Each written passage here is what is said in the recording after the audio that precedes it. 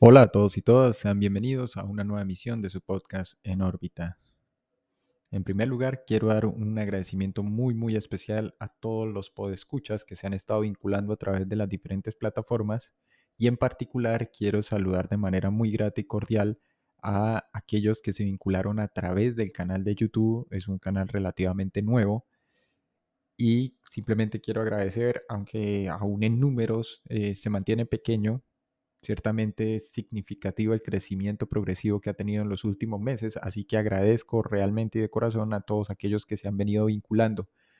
Para aquellos que son nuevos y que comulgan en parte con parte del contenido y se sienten a gusto y en ambiente, digámoslo así, les agradezco mucho compartir, difundir y invitar a otros para que conozcan acerca del material y los contenidos que allí se están publicando de manera regular. Bien, una vez hecha esta declaración de agradecimiento, mis queridos podescuchas, hoy quiero compartir con ustedes un tema supremamente fascinante. Naturalmente está vinculado al conjunto de temáticas o de temas que se abordan en las emisiones de nuestro podcast y es acerca de la teoría del doble. Así es. Dicho escuetamente, ustedes y yo y los otros, quien quiera que sean los otros, en cualquier latitud que nos estén escuchando en este momento, en teoría tendríamos en términos probabilísticos, un doble. Ojo, no un doble psíquico o imaginario. Ya hemos aquí abordado el tema de lo real, lo virtual, eh, la materia, la energía, la conciencia, ¿cierto? Sino un doble, al estilo de cómo lo entienden los alemanes al margen de la parapsicología de un doppelganger o de algo que ciertamente no es una proyección holográfica o una proyección psíquica de nosotros, sino que es una versión de nosotros que está fluctuando en ese continuo espacio-tiempo. Es más o menos eso. En teoría, todos tendríamos un doble. Ojo, cuando me refiero a un doble, no es que sea un solo individuo separado o independiente de nosotros, sino probablemente haya más. Tantos como n cantidad de espacios y en consecución en diferentes puntos o momentos de tiempo. Sé que resulta algo extraño o abstracto, pero ya se va a entender y se va a desarrollar. Traiga a colación este tema, mis queridos podescuchas, ¿por qué? En 1980, hacia finales de la década de los 80, un físico francés con estudios de doctorado en mecánica de fluidos postula la teoría del doble a partir de unas investigaciones que se venían desarrollando en unos laboratorios en Francia y luego posteriormente esta investigación es retomada por la Unión Europea, específicamente a través de un conglomerado de científicos de diferentes naciones vinculadas a través de un acuerdo de cooperación, intentando probar la teoría. Naturalmente, en un sentido clásico o tradicional de la ciencia, si quieres, se supone que debería ser reproducible en laboratorio, que debería ser verificable. Sin embargo, en ambiente controlado resultaba un poco difícil debido a que aquí de lo que estábamos hablando era literalmente de corroborar la existencia, no de una copia de una partícula, ¿cierto? O una partícula virtual, sino de otro individuo que estaba ubicado en diferentes momentos del tiempo. Pues bien, esta historia se torna fascinante a la fecha. El creador o el difusor, si se quiere más bien, de esta teoría, porque participaron varios físicos y científicos de diferentes áreas en el desarrollo de la misma, pues básicamente sigue activo, sigue desarrollando contenidos, exposiciones, charlas, entrevistas, y es nada más y nada menos que Jean-Pierre Garnier Mallet, ¿vale? Hay varios libros, publicaciones, paper, entrevistas en YouTube, pueden encontrar, mis queridos podescuchas, eh, junto a Garnier. Creo que también está Lucille Garnier, que es coautora de los últimos libros que él ha publicado. Uno de los más famosos, creo yo, es acerca del doble o la teoría del doble y cómo funciona. Pero también tienen uno que se titula Cambia tu futuro, aprovechando aperturas temporales. Si bien es cierto y reconozco que el tema es algo espinoso en el sentido en que puede rápidamente equipararse con, como ya lo tratamos aquí, con todas esas corrientes e interpretaciones pseudocientíficas o asociarse con charlatanería y demás, vale la pena, que es lo que yo siempre digo antes de descartar los datos, pues echarle una mirada al planteamiento y al desarrollo que el autor ha hecho.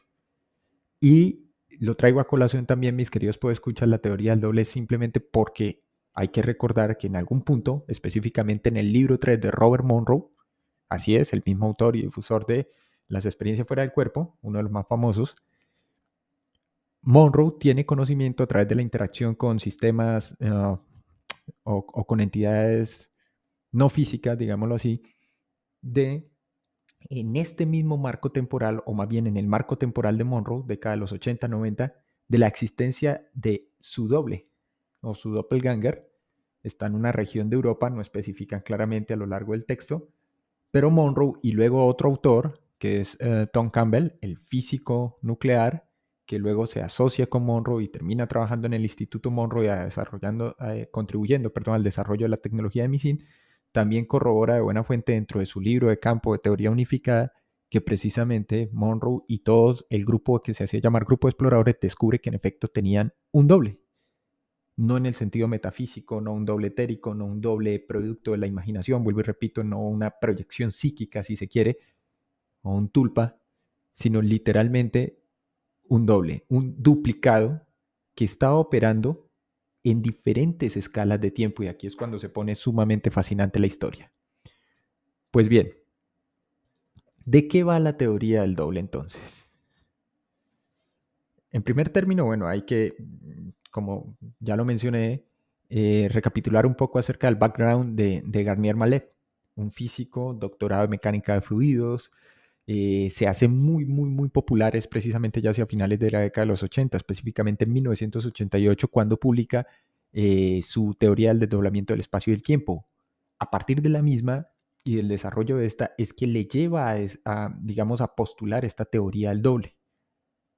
Sé que aquí hay pues escuchas con diferente formación, con diferentes hábitos de lectura, y muchos podrían decir, vale, mira, hay una analogía, ¿no? Pero tal vez una referencia cercana dentro del campo de la psicología, específicamente la psicología analítica con Carl Jung. Es diferente. ¿En qué sentido? Si bien Jung reconoce a nivel psíquico la existencia de un doble, Jung también habla de la sombra, ¿no? Del contenido de la sombra, independientemente de si tiene una connotación negativa o positiva, o aspectos psíquicos negativos del individuo. Pero aquí lo interesante es el tratamiento y el abordaje que hace Garnier Mallet, ¿sí? Bien. ¿De qué va esta teoría? Para entender la teoría del doble hay que entender entonces cómo es que el tiempo y el espacio se desdoblan. Cuando yo conocí acerca de Garnier Mallet, lo primero en lo que pensé fue en el físico inglés David Bohm, quien en unas conversaciones con el filósofo Jiddu Krishnamurti precisamente aborda un aspecto inherente a la naturaleza del universo material, si se quiere, o el universo físico observable, y es la del desdoblamiento del tiempo. Bond, de hecho, para aquellos que no sepan, tiene una publicación que se titula El universo implicado o el orden implicado. Y allí explica cómo el tejido de la realidad, es decir, espacio, tiempo, se encuentra, ¿cómo decirlo de alguna forma? Superpuesto, ¿sí?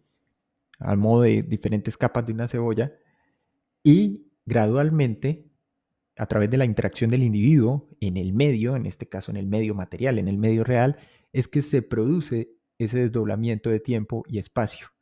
Y a su vez ese desdoblamiento de tiempo y espacio no solo depende de la conciencia ya como proceso referencial o situacional o espacial, conciencia espacial, sino que literalmente el individuo es el que influye en este desdoblamiento a partir de la toma de decisiones. Básicamente, cada vez que tomamos una decisión, que es como lo plantea Bohm, el universo físico observable se despliega en n número de posibilidades.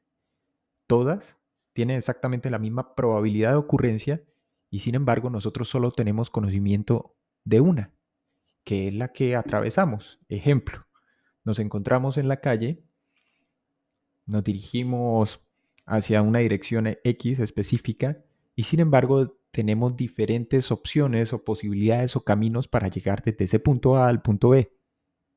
Lo que plantea Bond no es diferente de lo que, por ejemplo, hablaba el físico Richard Feynman en su teoría de trayectorias sumadas, explicando el recorrido que hacía una partícula para llegar de un punto a otro, donde básicamente la conclusión de Feynman es: la partícula simultáneamente es capaz de recorrer todas y cada una de las trayectorias posibles.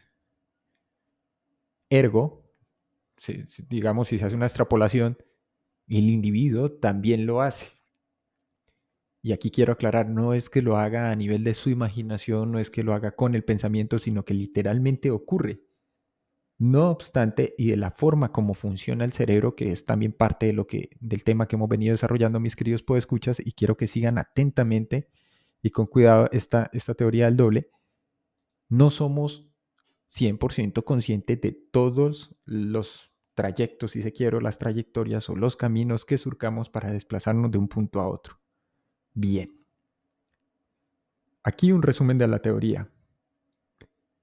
Tenemos tiempos diferentes, o dos por lo menos, tiempos diferentes al mismo tiempo.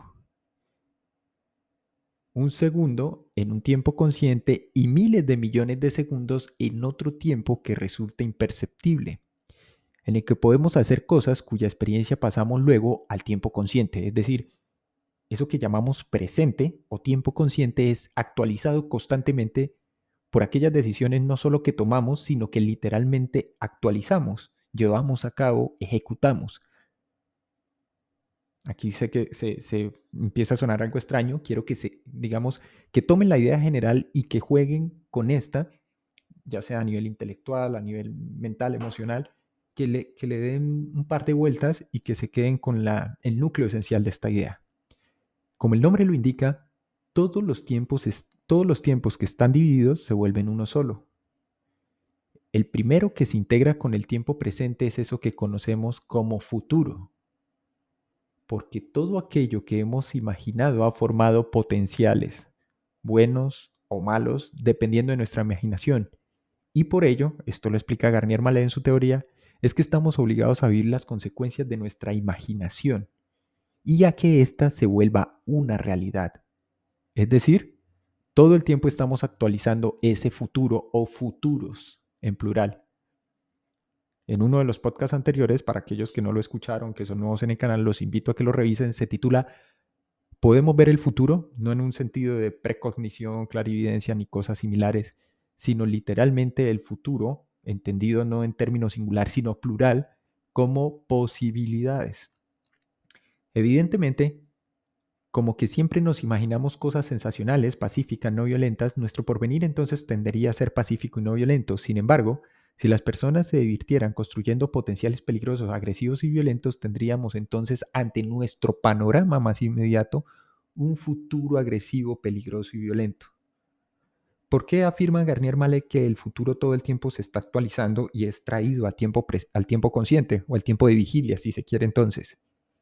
Sencillamente porque hay que recordar, mis queridos podescuchas, que es simplemente perceptual la división entre lo que fue, lo que es y lo que será, o lo que es igual, pasado, presente y futuro. Eso se establece simplemente por conveniencia y de manera intersubjetiva, es decir, no hay otra forma de percepción del tiempo que no sea en sentido lineal. No obstante, la naturaleza misma del tiempo, y esto es lo que se informa desde diferentes ámbitos y campos de la física, no es lineal, no es continuo, ¿sí? Y la unidad de medida del mismo, es decir, la unidad de medida que ejecutamos en términos de segundos, minutos, horas, días, semanas, meses, años, milenios, etcétera, etcétera, es simplemente una convención para tener, valga aquí la redundancia, conciencia de la escala de tiempo cosmológico y de nuestra posición o ubicación dentro de esa escala de tiempo. Pues bien, aquí un ejemplo sencillo. Basta con recibir el resultado de informaciones desarrolladas en los tiempos imperceptibles futuros para saber lo que podemos y no hacer. El objetivo del desdoblamiento es estar siempre bien dirigidos, pero sin tener tiempo de saberlo, puesto que el desarrollo de la situación acontecerá en un tiempo que no existe para nosotros. En el otro tiempo transcurren días, incluso meses, mientras que para nosotros no transcurre más que un instante imperceptible. Por tanto, recibo las consecuencias de mi pensamiento que son generadas en el desarrollo a lo largo de este tiempo acelerado en forma de instintos e intuiciones. Cada vez que afirmamos, sea un hombre, sea una mujer, he sentido un pálpito, he tenido una intuición, mis entrañas o los instintos o lo que es igual ese conocimiento que pareciera estar arraigado en nosotros y que se ha obtenido de forma no convencional o típica, nos alerta o nos informa acerca de una actuación hacia adelante, al futuro, donde debemos naturalmente tomar una decisión. Y la consecuencia o la resultante de esa decisión será la que determine el nuevo rumbo de desarrollo que tomen nuestras acciones, nuestro entorno, nuestra realidad. Pues bien, ¿qué ocurre entonces? ¿Y por qué se habla de un desdoblamiento del espacio y el tiempo? ¿Y cómo es que se llega a la conclusión de que todos tenemos un doble? En este punto me voy a situar tal cual en la explicación que da Garnier Mallet. Dice, abro comillas, ¿por qué un desdoblamiento? Se trata de un movimiento. Es una curiosa velocidad y una ecuación universal. El desdoblamiento del espacio y el tiempo explica a la vez lo infinitamente pequeño de nuestras partículas y lo infinitamente grande del universo. Y nosotros, perdidos en una Tierra inmensa o planeta de un pequeñísimo sistema solar cuyas dimensiones nos parecen infinitas. En este orden de ideas, nosotros, como especie, como individuos, como sociedad, tan solo tenemos que admitir que puedan existir tiempos imperceptibles atrapados entre dos tiempos perceptibles. El tiempo entre una pregunta, un obstáculo cualquiera, y su respuesta, el franqueo del obstáculo, es decir, la, digámoslo, solución al mismo, o el salto al mismo, o la superación del mismo, define un tiempo de adaptación para una partícula, que utiliza ese tiempo en su espacio definido y limitado por su horizonte. Una aceleración del transcurso del tiempo en un horizonte imperceptible es desdoblado desde el primer horizonte y permite a dicha partícula, desdoblada de la partícula inicial, una evolución de la misma manera para obtener la respuesta antes que la partícula inicial. La aceleración del tiempo puede ser tal que la partícula inicial no tiene tiempo de utilizar un instante de su tiempo, mientras que la partícula desdoblada tiene todo el tiempo de obtener la respuesta a su pregunta en ese mismo instante.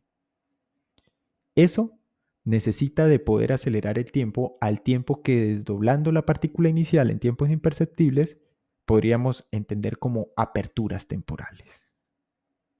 Ahora bien, el tiempo es observable y medible por el movimiento de un espacio en relación a otro.